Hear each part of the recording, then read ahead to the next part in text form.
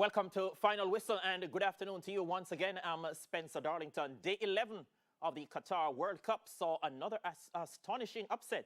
Some exciting action and high drama. It was really an enthralling day of action. And joining us on the set, we have our regular analyst, Andrew Price, head coach of Calabar High School and Humberland's technical director. We've got Sharona Forrester, former reggae girl, award-winning scholar and lecturer. Shavar Thomas is here, former national player at all levels and assistant coach now at FC Cincinnati in the United States. And we've got Eric Rademacher, technical director of Campion College and assistant coach at Arnett Gardens FC. We're also joined via Zoom, as usual, by our junior analyst, Liam Henriquez, and we'll get to them in a very, very short while. But before we get into the discussions on the pulsating day's action we saw, we're going to go straight to the Maverick, who is on the go. Maverick.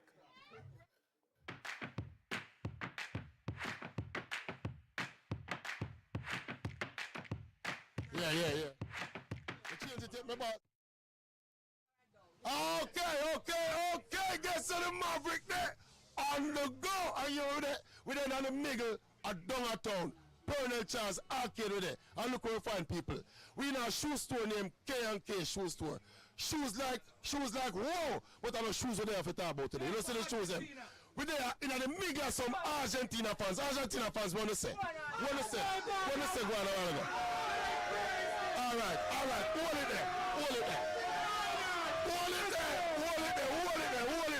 little bit. Hear what I say.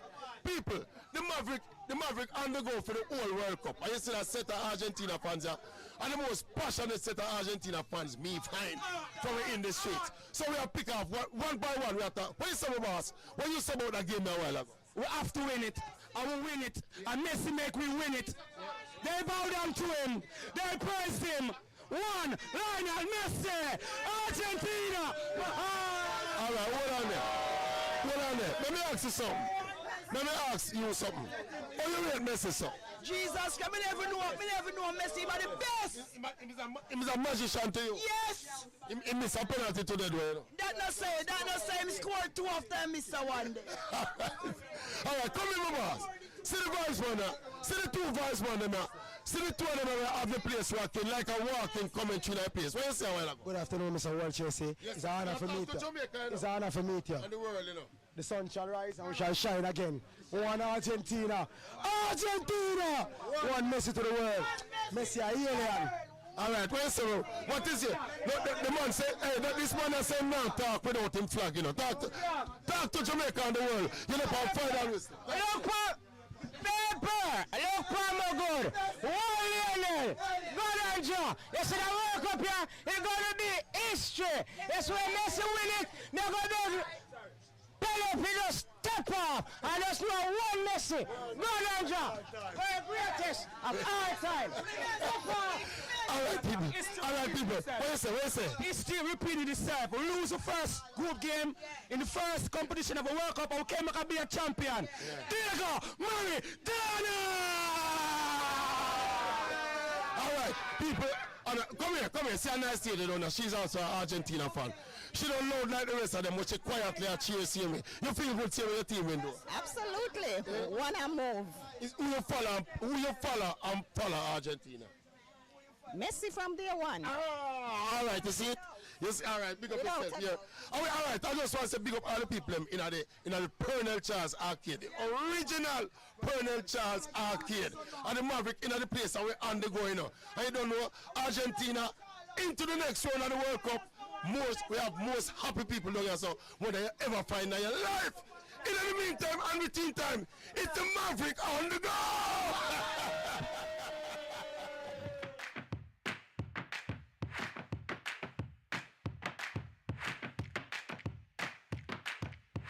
Alrighty, welcome back. 8 teams are already into the round of 16 starting on Saturday.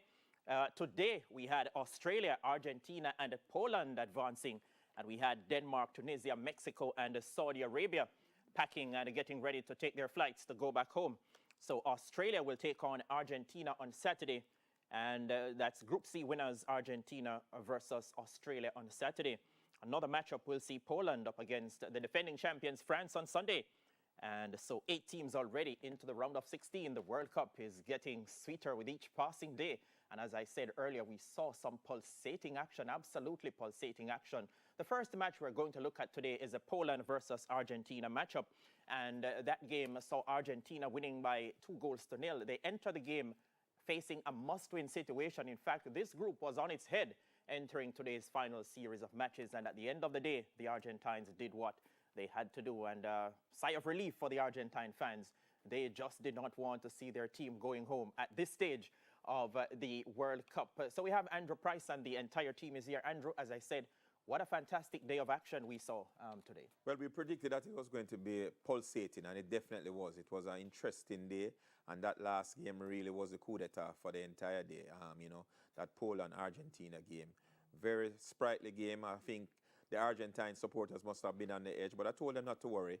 One game, losing one game in a tournament is not the end of the world, and Argentina would have bounced back, and I'm happy that the teams that I predicted out of this group have progressed. It was somewhat of a frustrating first half for the Argentines. They did a lot, but just could not score. But in the second half, right away, they really opened it up against stubborn Poland team. And the Alexis McAllister in the 46th minute and Julian Alvarez in the 67th scoring for Argentina to top the group. And this game, Shavar, Lionel Messi, you could see he was shouldering the bulk of the responsibility for the Argentines. He desperately wanted to get among the scorers. Had a penalty saved as well, disputed penalty, I should say. Controversially awarded. Talk to me about what you saw from the Argentines. And some persons are saying, are they really looking like one of the genuine title contenders because they gave their fans some anxious moments today? I mean, it's expected that Poland was going to be set up the way they set up, not to lose, not to concede. But Argentina just needed to keep probing, keep moving the ball, keep finding Lionel Messi and Di Maria in those half spaces and off the shoulders of the Polish center mids, and then something will happen. That's what Brazil did against Switzerland, and that's what happened today. Then things open up, we got the spaces, we got the chances, and we took them. Unfortunately, he didn't take the penalties, not a successful penalty taker, I must say, but we advanced gladly. Big save it was by Chesney, I have to say. At one stage, it appeared as if Poland were going to advance ahead of Mexico by virtue of fair play because the goal difference, the head-to-head, and the number of goals scored, they were identical between the two teams. But in the end, as I said, they were heading towards fair play, which is a number of yellow and red cards. A team receiving fewer of those cards would have advanced, as happened at the 2018 World Cup, where it was used for the first time. And Japan advanced ahead of Senegal, but in the end, Poland advancing by virtue of goal difference. Sharona, the Poles were quite stubborn, as I said, in the first half, but the Argentines settling the nerves and doing so at the start of the second half and for the remainder of that half. Of play, yes. I think when you make 867 passes with 92% pass accuracy, you're really keeping the ball, and you can't defend for 90 minutes.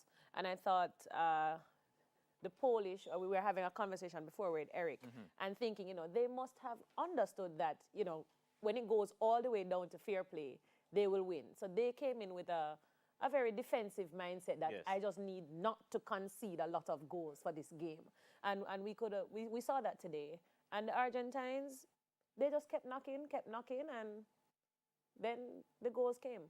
Yeah, Eric, let's face it, the two teams came into the game depending heavily on two players. Argentina, their captain Lionel Messi, their talisman, and Poland, Robert Lewandowski. But you get the impression that Argentina have a few more players who could get the job done. I just don't like a team depending on one player out and on a consistent basis like the Poles do. But this performance by Argentina, especially in the second half, should build their confidence going forward. Yeah, of course. I mean, when you look at teams that have, like, you know, a superstar, especially when it's a forward that scores a lot, it's great to see players like McAllister, like Alvarez, who weren't even starting when the World Cup started, to get the goals now.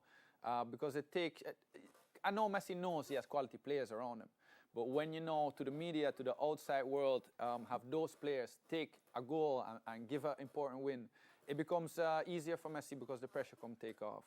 But I think just to get back to the game, the Polish team with the coach who really want to sit back 4-4-2, sometimes even 4-5-1 with Swiderski dropping as well. And surprised me mainly was when they now go out, it was Lewandowski by himself, and it looked like the Polish team were fine with him just losing the ball right away. And 92% passing accuracy. It's not like they were trying to win the ball. So it was a game plan that worked out eventually, but I'm sure the coach was a lot more nervous than that he was anticipating. Yes, Liam, as I said, Argentina, they were looking a little frustrated in the first half, which ended goalless, but they got just what the goodly doctor would have ordered in the second half, an early goal, and that really set the platform for them, I thought today, Liam. No, yeah, and I don't think Argentina would have been, the fans would have been nervous at any point. I mean, Poland really did not look threatening at all. Sure, in the first half, they're anxious to get a goal, but I feel like they would have trusted their side. They're not like we discussed in previous episodes, that they're not like a Brazil, South America team player. They do tend to win games by 1 or 2 goals recently, we've seen, and that's how they play their style. So the Argentine fans would have been fine considering Poland really just defended the whole game. And they got their 2 goals in the end. Should have had 3 through Messi, even though that was never a penalty. And yeah, great game for Argentina. Yeah. Let's talk about this first half penalty awarded to Argentina and missed by Messi. Andrew, your thoughts on it? Because very often it's the goalkeepers who get protection from the referee. And the challenge, did it look a little innocuous to you? I think Argentina was a bit fortunate to get that penalty. But, with so many cameras in stadiums, the VAR are going to pick up things that we won't see with the naked eye, and even the referee won't see with his naked eye. I think it was a little bit unfortunate for the Polish team to get that penalty against them. But when you look at the replays and you look at the frames, he actually did touch him in his face without playing the ball. And maybe if he had touched the ball, then it wouldn't have been a penalty. But he actually hit the player before the ball went to him. So, when the call was made, I said, well, this is going to be really serious. And once the VAR told him to come across and to go and look at it, I said, yes, this is going to be a penalty. And as it was, he got the penalty. But Szczesny came up big again and saved the penalty. And I'm telling you, that was a well-struck penalty. And Szczesny made an excellent save with a strong hand. No 2 ways about that, Andrew. Messi really blasted that one, and a huge save by Szczesny. Eric, enough contact by Szczesny to have warranted a penalty, you thought? I mean, I think this is the element even of the VAR when it comes in. It's still humans behind the screen. And, you're going to ask yourself, like, was there enough contact? What is enough contact within the 6-yard box between a keeper and a forward? Is there allowed no more because it's in the 6-yard box? I thought it was very soft. At the end of the day also, Messi hit the ball before the contact was there. I missed the goal. So, as somebody who watches it, as not a referee of all the rules, you see, that's a soft penalty. Why you give it this? Because Messi, you get it. But as Price said, when you go VR, you break it down, you see it in slow motion. Keeper does touch him, didn't touch the ball. Rules are rules, and you're going to end up with a penalty. Yeah, there was a match with Portugal, and the opposing team, their coach said the referee gave Cristiano Ronaldo a gift. Are we saying, or do we think some of the referees are a little overawed by the presence of some of the global stars out there, Sharona? Well, that's just perception. It's just perception, because I think if you look at the Tunisia game this morning, you could say that, oh, it's the mighty France, but they called back the goal. They're trying to be as fair as possible to have the right cause being made, regardless of whom the call is being made against. Yeah, you have a little bit of an issue. I don't know if it's little or medium or large, with the number of minutes being added on. FIFA did say they are encouraging the referees to clamp down against time wasting. But you think some of the refs are going a little overboard? Well, it's just for some of the games. Some of them I can see. When there's a long break, in the case, was it the Iran keeper that went down, when you go down for long periods of time. I understand you're giving by the time. But I did not see 8 minutes for the poor Tunisians with their legs going. And, yes. They have the whole country on their backs going. I think that 8 was a bit excessive. Yes. Alrighty, we have to take another quick break, but stay with us though. 4 games are on. When we come back, we'll look at the other 3 and tell you much more as well. Come back with us.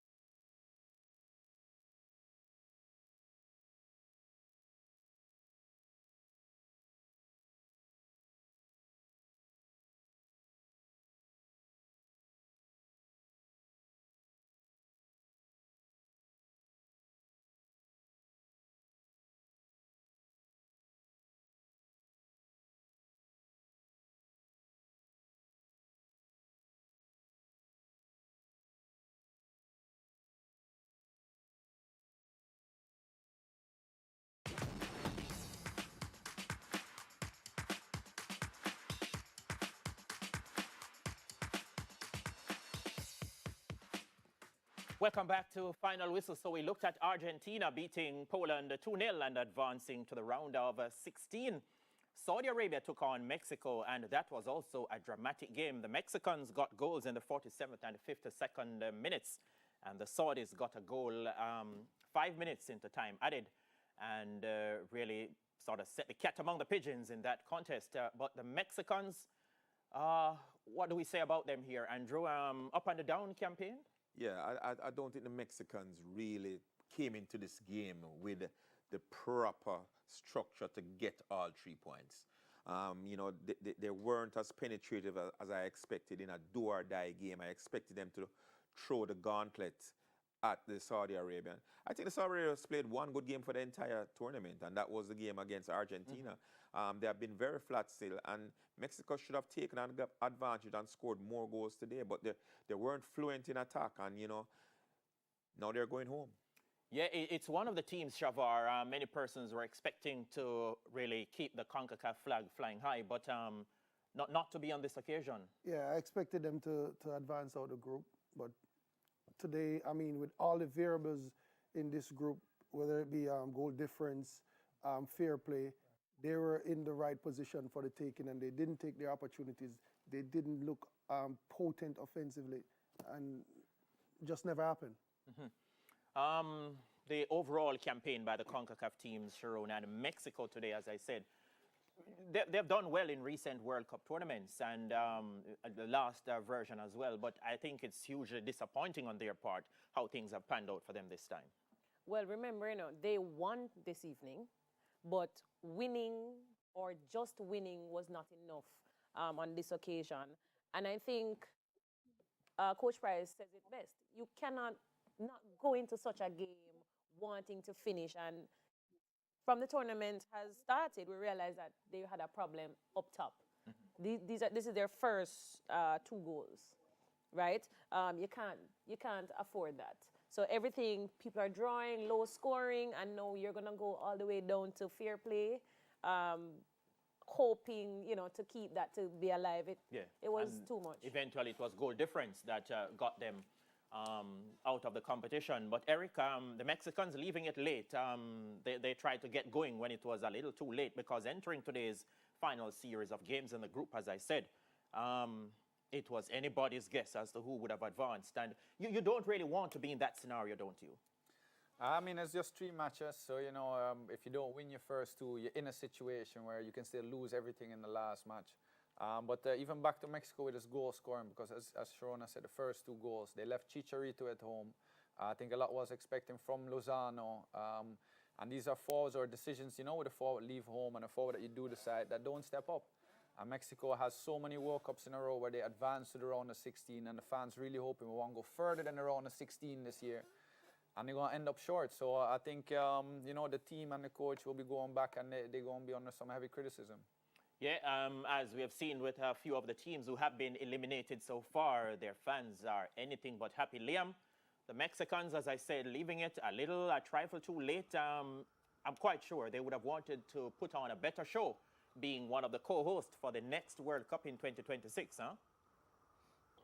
No, I think I think they played well, to be honest. You know, they were on the front foot for the whole game, and, you know, they scored their 2 goals in the second half, yes, but in the first half they did have chances. And, you know, we saw the Saudi Arabia team set up fantastic defense against Argentina. So I think Mexico did not play a bad game. You know, they held Saudi Arabia down for basically the whole game, and were on the front foot attacking. Especially in the second half, they had countless chances. They're really going to feel hard done by, considering Argentina also missed a bunch of chances as well. All righty, let's look at the group standings then for this group, which was completed today. Argentina topping the group on 6 points and finishing ahead of Poland, Mexico, and Saudi Arabia. There is a table we're looking at. And if just in case you're wondering, Poland and Mexico tied on 4 points each. The Poles advanced by having a better goal difference. They had a goal difference of 0. Mexico had a goal difference of -1. Had the Mexicans not conceded so late in the contest, where the Saudis scored in 5 minutes added on time, then it would have gone down to fair play. And the Poles had, the Poles had 7 yellow cards for Mexico and 5 for Poland. So even on that basis, the Poles would still have advanced ahead of Mexico. And I'm quite sure, Andrew, if you're a coach and you're a part of a team, you don't want it to come down to the very last part of the pecking order in terms of a tiebreaker like that, huh? No, definitely, and it shows that you just didn't do enough within the previous games to solidify your position. And you have to look at tournament football. You have to perform. One of the things that teams want to do in the first game is not to lose it. But if you lose it, you have 2 bites of a cherry to correct it. And this was an opportunity for Mexico to make things right, and they didn't make use of the opportunity. Poland, they were a bit lucky because playing Argentina in their last game, that was always going to be a hard game. And I know when the coach looked at the fixtures and saw that the Argentina game was the last game, he was saying he wanted to get the job done prior to the Argentina game. Anyway, it wasn't done, and it came down to one goal scored by Saudi Arabia. So I guess the Saudi Arabia kingdom will have to now give the Polish team the Rolls Royce because they definitely did a job today for them. I wonder if that sometimes, when you're offering gifts, that's after the huge upset over Argentina, and they pretty much went downhill after that in terms of the campaign. I don't know if they did get their heads swell. I don't know. Probably they're accustomed to getting lavish gifts. I don't know. But I prefer if you offer gifts at the end of a campaign or if they are into the next round. That was just one game, Another game we saw today was Tunisia, France. And Tunisia beat France by 1-0. Eric, you're Didier Deschamps, and you make 9 changes in today's game compared to the last match. Yes, you want to give some players who are not getting a lot of playing time some minutes under their legs or in their legs for the next round. Different coaches will say differently. And it was only Griezmann and another player, only 2 coming back from the last game. Too many changes? Yeah, I think it was Tchouaméni and Griezmann. But yeah, if I was in the shoes, I would have played with Camavinga as left back. I found that very, very strange. He doesn't play there for Real Madrid. And even though you're supposed to be multifaceted as certain players, but he didn't look good there today. I mean, I think what he's thinking, I want to rest everybody who's not 100% able to play this game and the next game. And, Lucas Hernandez got his injury. Theo Hernandez is taking his spot. So if he decides to rest Theo Hernandez, you go and get a player out of position to go there. But I think it was unnecessary. I mean, it was obvious, I think, in a lack of chemistry. The cohesiveness of the team wasn't there. And yeah, I think he will look at himself and say, well, I got away with this. And I mean, you look at it and maybe it's a good thing. You know, go into the next round really feeling the pressure from the country, the pressure from everybody. And as you say, as Saudi Arabia, if you feel you do good, you're more likely to kind of drop than when you feel a half a step up. So maybe it could work out great, but I was very surprised by it. And not so surprised by the performance attached to it, because this often what happens when you what we call a wholesale changes. Yeah. But Andrew, there's no Pogba, no Kante, no Benzema.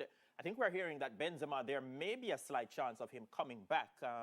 Probably Didier Deschamps would have gotten some medical advice when he did not name a replacement, kept the squad at 25. But we'll try and find out a little more about that as well. But the 9 changes, Andrew, some persons may argue that on the flip side, if you're the defending champion, you're supposed to have so much depth and quality. What your thoughts on the 9 changes? Look, did Deschamps go overboard there? Look, the coach took a risk today, and the risk didn't pay off. What he learned from today is that there are players that he doesn't need to depend on once the second round starts with the knockout stage, because they didn't shower themselves in any glory. Players like who? Well, he made 9 changes, right? So we can pick any of the 9 that didn't perform well, and a lot of them played. Camavinga didn't look good to me at left but back he wasn't being played in his correct position. Now, I looked before we came on here to a quote by Deschamps, and he said, some players are at risk for playing 3 consecutive games and needed to be rested. We have reached our objective. We're going to now recover and begin preparation for the second round. Now, this is a coach who had the luxury of going into a game where he could make 9 changes. I'm sure not a lot of teams could do that, but he already qualified for the second round. He decided to give a lot of players an opportunity to showcase their talent and get a feel of what the World Cup is about.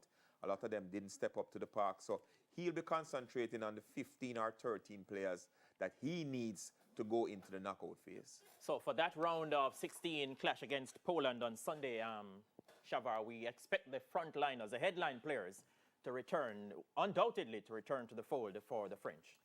Well, most definitely. I mean, with this performance today, obviously the 9 changes disrupted the flow of their team. And also what this performance tells me today is that the most important player in the French team is Giroud. Because when he plays, it allows the 2 wingers to have more option in terms of, instead of going 1v1 and crossing balls, playing into him, playing off him, running off him. You know, I mean, Griezmann running off him, Rabiot as well. So that was non-existent today. It's more of a 1v1 with the wingers crossing balls, and they played right into the Tunisians. You know, I mean, bread and butter. Yes, we tend to see more good link-up play when Giroud is around. Most definitely. Yes, when he's in town. Liam, the French in this match against Tunisia today, France didn't look auspicious at all. Yes, it was pretty much a makeshift team, but some persons would say you're still expected to exhibit some quality. But some of the players we saw out there really didn't grab the opportunity to try and force their way into the 11 for the next match. Unlike yesterday's scenario where people like Rashford and Foden did so for England, Liam. No, yeah, I think the difference is, Southgate made a couple of changes, but those changes were for the better team, not the rest players. France, knew coming into this that they basically had first place, guaranteed, and that's what they needed. But yeah, it is smart to rest players, but I think the Shams took it a bit too far. And, it's never good to lose a game in the World Cup if you want to, especially with the expectation that France have. But I guess as of now, it's good because, they have all their players rested and they go in, like Eric said, go into the round of 16 with the pressure on them to step up. So, at the end of it, it worked out well for us. Yeah, the other game we saw in Group D was Australia playing Denmark and the Aussies winning by a 1-0 to move into the round of 16. Another disappointing campaign by the Danes, but it's opposite to what they did at the last Euros, Andrew. They created a stir, but nothing great. They blew more lukewarm here. Yes, they underperformed. And, one of the things that I have said before the tournament start is that the team that has a potent number 9 is going to do very well. And the Danish team didn't have a killer number 9. We had Cornelius up there, we had Brathwaite, but we got nothing from none of them. And, there was a dependency on the midfield to really launch the attacks. People like Eriksson, there was too much pressure on him, and they just didn't look the part. And this Australian team is a plucky team. I mean, they won 2 games out of the group when they weren't even expected to win 1. So they showed that they had the mettle and they wanted to do it, and they did a good job. And, we have to respect this Australian team. They play very direct. They go down the flanks, make crosses, and try and get the centre forward to get the ball in the back of the net. So the Danish team definitely anemic today. Didn't look the part. A lot of possession that doesn't count for anything if you don't score. So we had 2 surprise results today. Tunisia beating France 1-0 and Denmark going down 1-0 to Australia. Eric, the Danes finished at the bottom of Group D on 1 point. When you look at this group, before a ball was kicked, France, Australia, Tunisia, Denmark, that's why it's so dangerous, Eric, to take up a pencil or pen and start to write in names and tick off all over the park. You see what has happened now? Denmark on 1 point at the bottom of this group? I don't even think that most persons were looking at Denmark in the group. We were looking in the knockout stages. How far do you have Denmark going?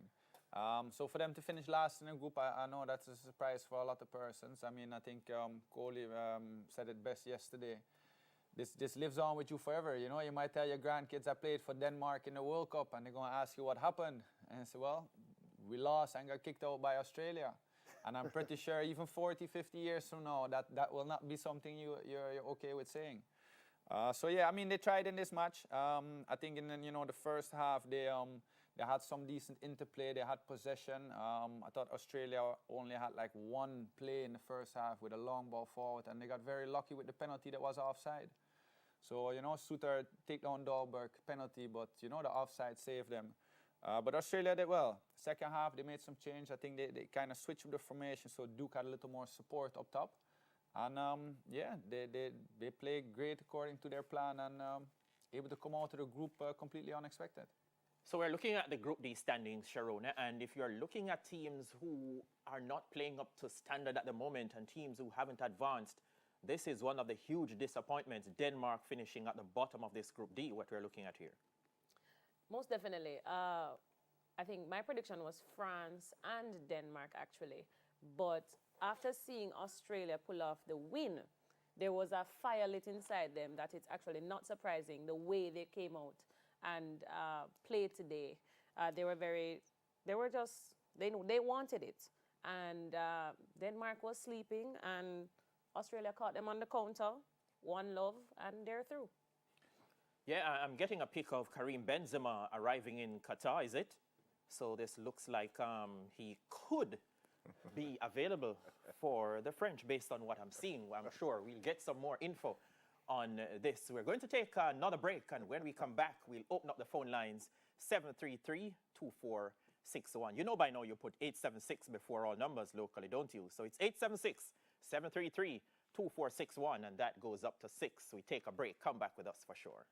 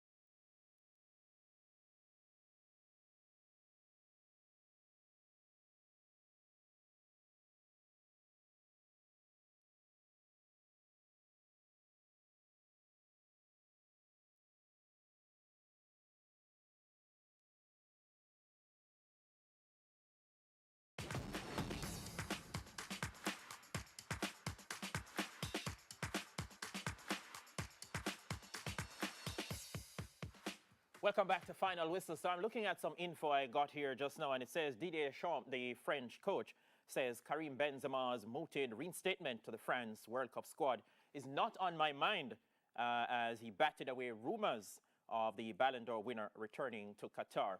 And Benzema withdrew from the squad, of course, on the eve of the tournament as a result of a thigh injury, which was said to going to take 3 weeks to heal. But on Monday, reports from Madrid suggested Benzema was nearly recuperated and possibly could make his way into the French national squad. And Deschamps said, unsurprisingly, he was asked for an update on this situation.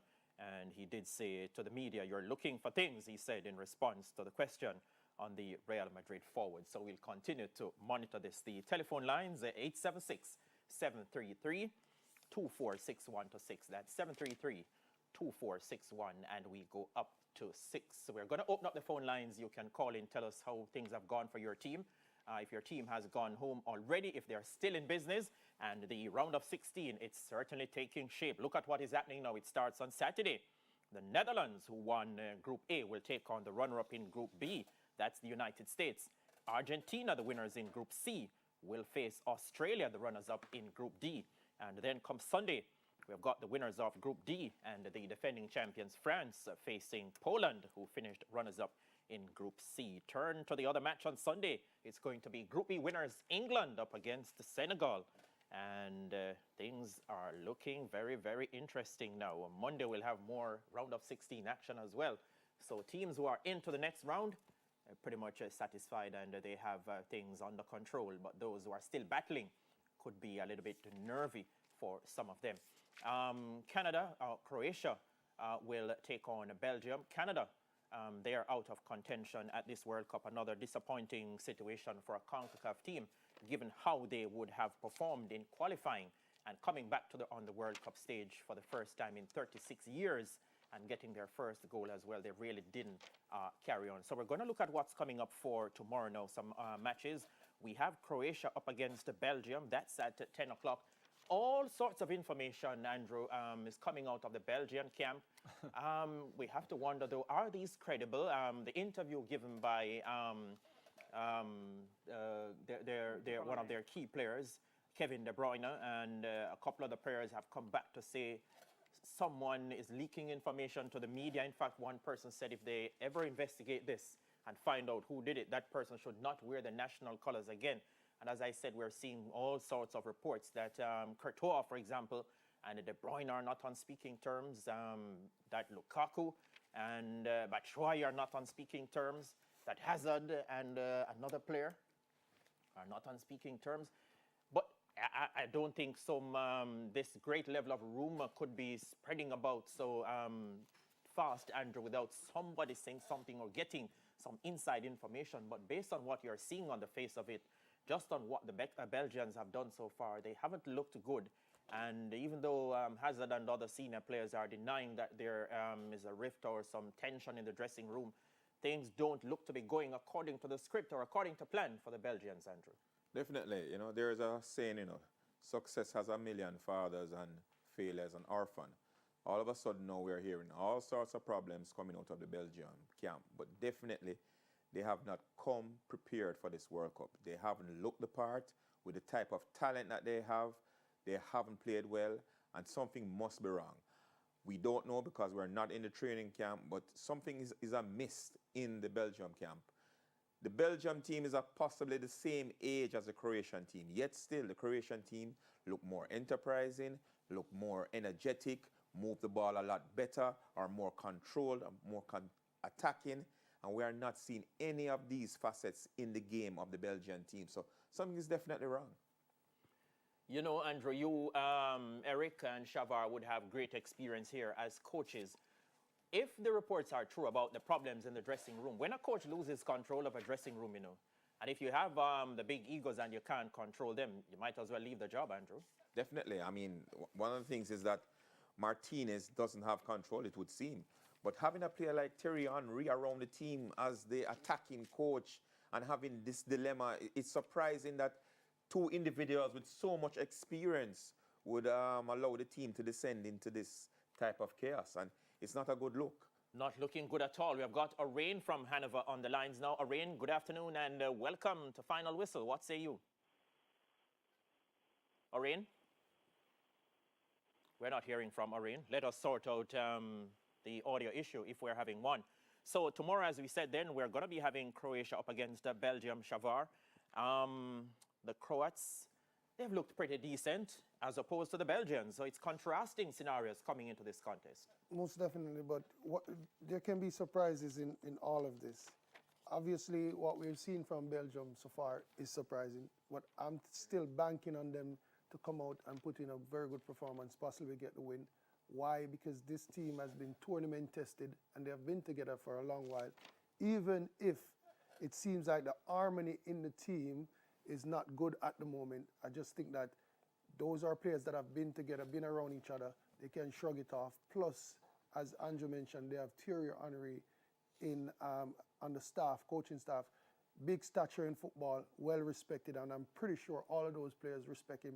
So if there's something or any problem in the team, and he stands up and say, guys, listen, I'm pretty sure everybody will give him their eyes, and they'll go out and But hold on, you talk as if it's easy to just turn it around, you know, Shavar. If you have problems in a dressing room, serious issues, can you turn it around like this in a tournament where you have just 3 games in the group? Is it possible? Most definitely. Oh. It's only one game, Yes. and that's all they need to start their World Cup. Just this one game. And because, like I said, this team has been together in a World Cup tournament before, Euro tournament, now a World Cup tournament. They have been together like 8-10 years now. So it's not anything that's going to happen that they can't fix at the moment. And, I mean, they know each other. So. Have you ever been in a dressing room where there are issues, and how did Most the definitely. manager, the coach, overcome those? Most definitely. Why are you? I'm trying to get at why you are so confident that Belgium can turn this. You know what I mean? From my experience and my playing experience and being captain of teams and leading national teams, those things appear, and then the players sort it out, because guess what? You're the ones who are going out there to play with each other. So the captain and some senior players and so will have to take charge and grab this bull by the horn. Huh? Most definitely. Okay, so Croatia have 4 points, Morocco have 4, Belgium have 3, and Canada at the bottom without a point so far. The Canadians, the way they looked against Belgium in their first match, and then things just petered out and went to pieces for them. Sharona, this Croatia-Belgium contest tomorrow, we have got the leaders up against the second place or third place team. At the moment, how is it looking? How are things looking from your perspective? Well, Croatia is in the driver's seat. They know that they need a win, but they could also draw and get through. So I think if it goes to how the games have been going, the teams that come in a little complacent because they only need a draw, you know, they end up in trouble. Because the teams that have their backs against the ropes, they come up big. So we could be in for a surprise from Belgium tomorrow, but we just have to wait and see. Okay, so the Croats are on 4 points. If they win, they will go to 7. If they draw, they go to 5. Belgium will move to 4.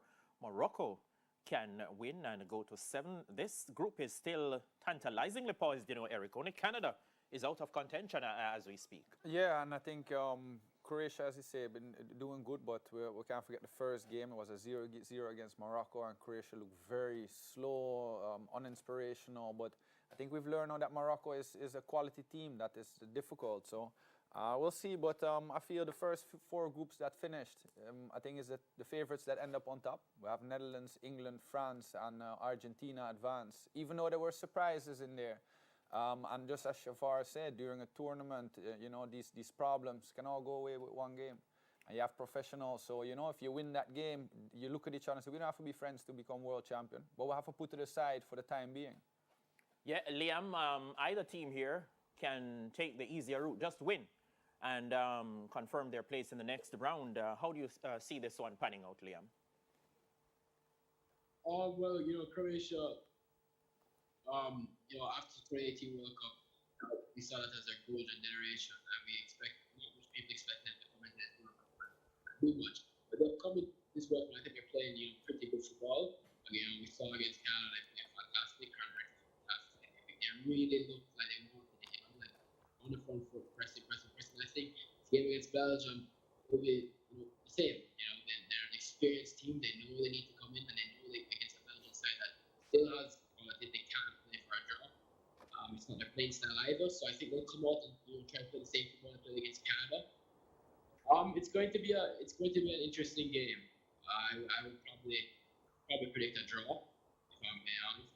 Belgium, you know, not a great side, probably the worst side they've had in years, but they will. I think they see them getting a draw. I don't see them getting blown out like Canada. But Croatia will get the draw and advance. And, you know, I saw interviewer Modric says he wants to come back this year and, you know, win the World Cup after the disappointment in 2018. Whether that's realistic or not, it's their goal. Clearly, so yeah, they'll get a draw. Alrighty, Liam, I think we need to sort out a little issue we're having with your audio. So this other game in Group F at 10 o'clock tomorrow. Canada up against Morocco. The Moroccans have looked very, very good. You can see a team, you know, Andrew, improving game by game, showing gradual improvement, which is what you want to see going into the stiffer part of the competition now, the round of 16. And Hakeem Ziyech, he's really having a fantastic tournament, and a couple of the senior players have really stepped up at this stage, which is what you want to see, don't you? Yes, definitely. As the tournament progresses, you know, you want teams to improve. Ziyech and Hakimi, they've been playing excellently, especially down that right side for Morocco. And I believe that they know full well the job they need to do tomorrow, and they'll want to come very hard against this team. And I believe that they will be able to beat Canada. Canada is on their way home anyway.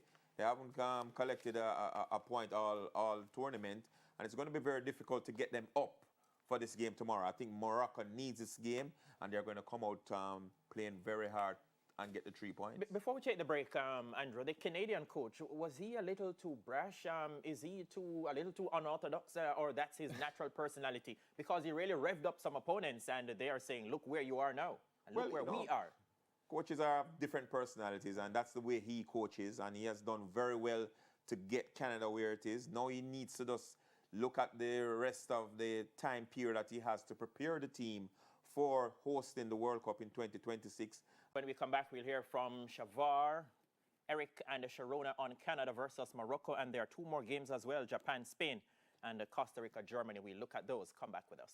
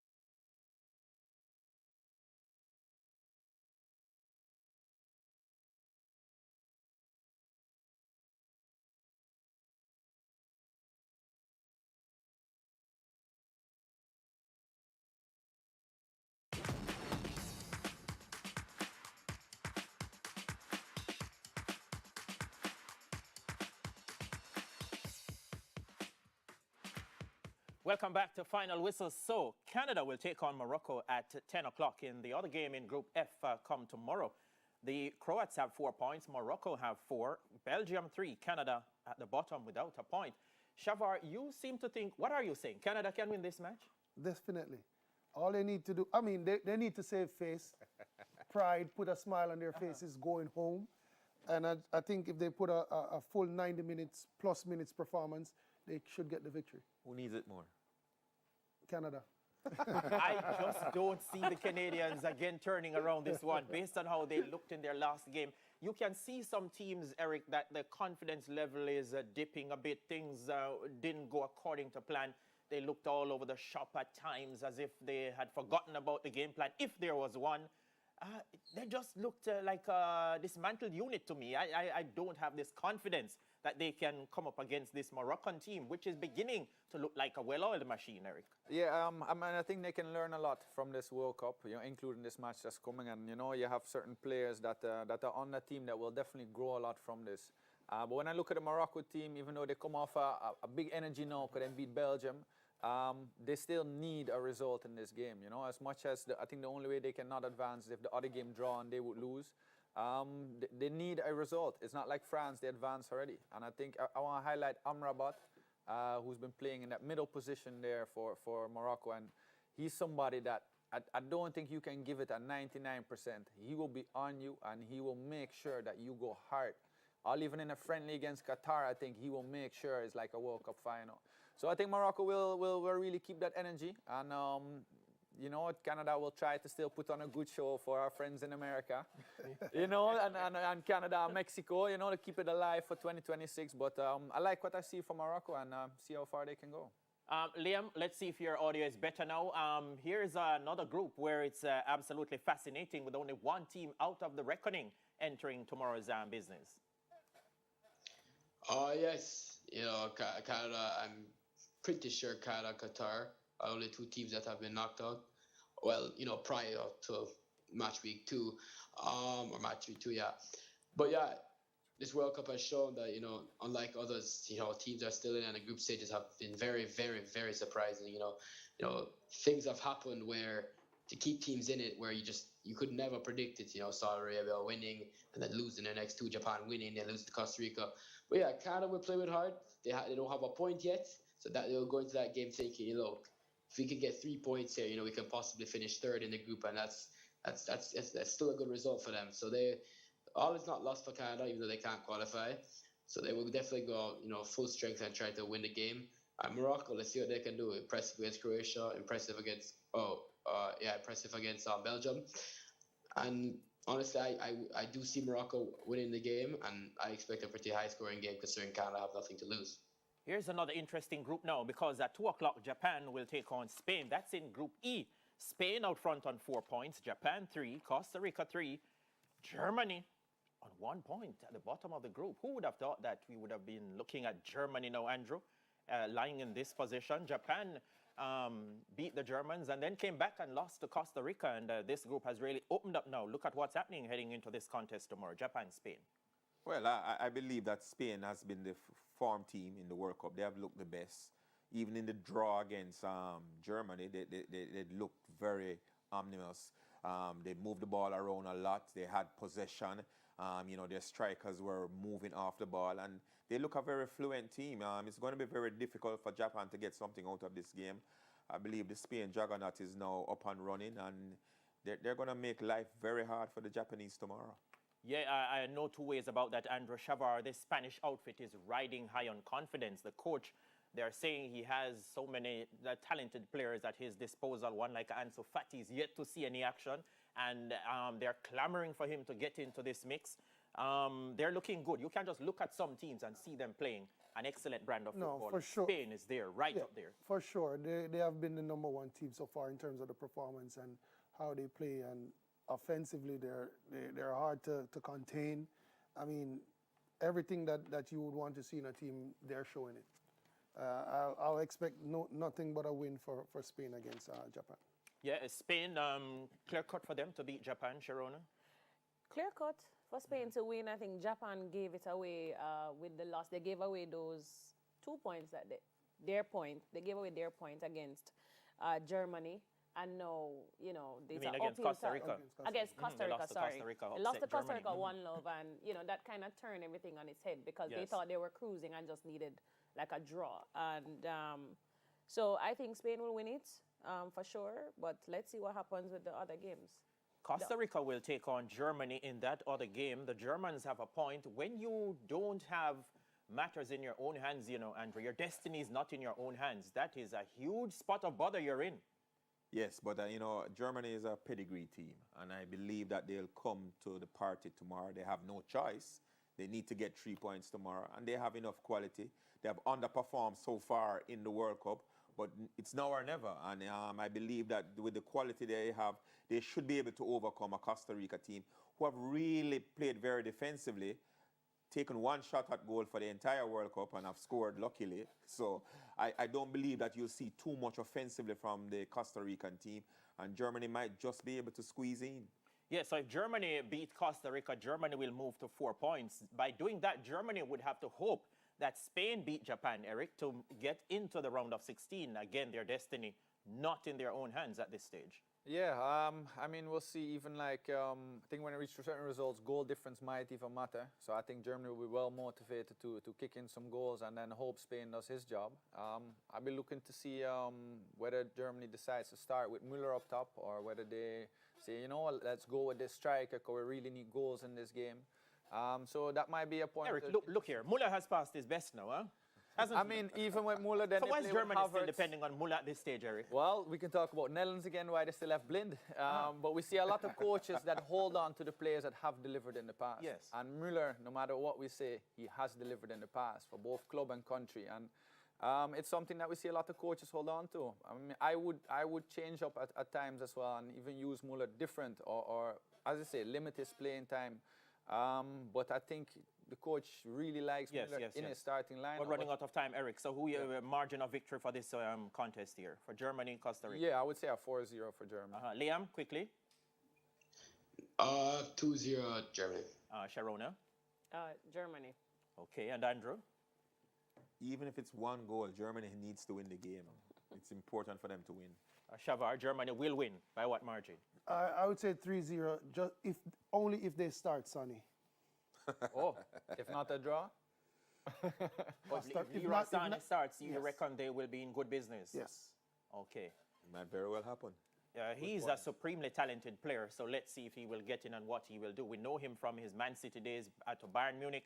Saw reports that he's not happy, he wants to move on. I don't know if those are totally true, but let's see. A lot of players are advertising their credentials at this World Cup. This is where we are going to put the lid on the final whistle for today. Want to thank you so much for watching and participating with us, and we do invite you to come back tomorrow when we'll have another edition. Until then, on behalf of the entire team, pleasant viewing.